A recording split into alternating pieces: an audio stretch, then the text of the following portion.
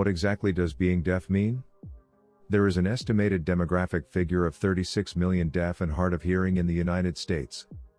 Of this large number, only a few million are considered to be deaf and the remainder hard of hearing. Statistics confuse us with the fact that some deaf people may be hard of hearing and some hard of hearing people may be deaf. In previous years, the labels deaf and hard of hearing were employed as subcategories of the term hearing impaired. During that time, it was used as a generic term that can be applied to anybody with any degree of hearing loss. However, some deaf people objected to the description of their hearing status as impaired because they felt that the term also implied that they are impaired. Such degrading terms can cause depression and anxiety among deaf people, and thus, this generic label has been dropped after that event. The deaf and hard of hearing community is very diverse, differing greatly on the cause and degree of hearing loss, age, educational background, communication methods, and feelings towards one's hearing loss.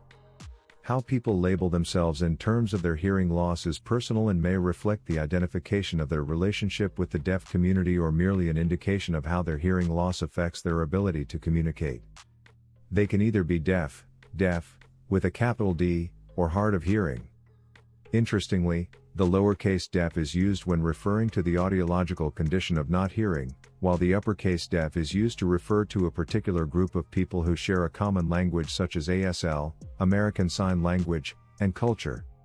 The members of this group, deaf, have inherited their sign language, used it as a primary means of communication among themselves, and hold a set of beliefs and their connection to the larger society. They are distinguished from those who find themselves losing their hearing because of illness, trauma, or age. Although these people share the condition of not hearing, they do not have access to the knowledge, beliefs, and practices that make up the culture of deaf people. Generally, the term deaf refers to those who are unable to hear well enough to rely on their hearing and use it as a means of processing information.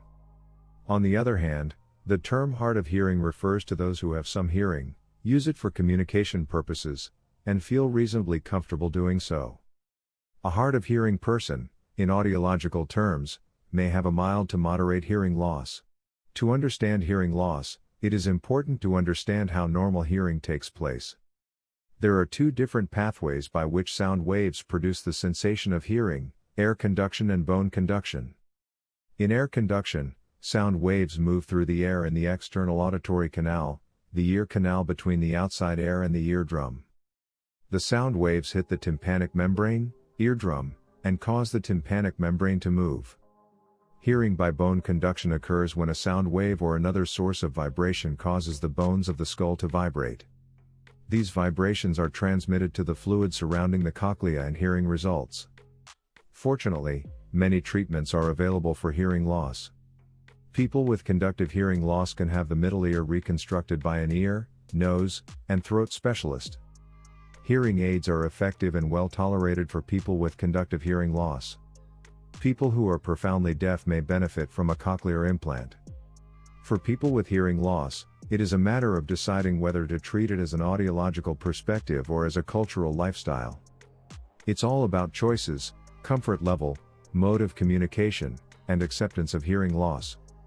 Whatever the decision, there are support groups and organizations that represent all deaf and hard of hearing Americans and advocacy work that can benefit everyone, regardless of the type of hearing loss and background.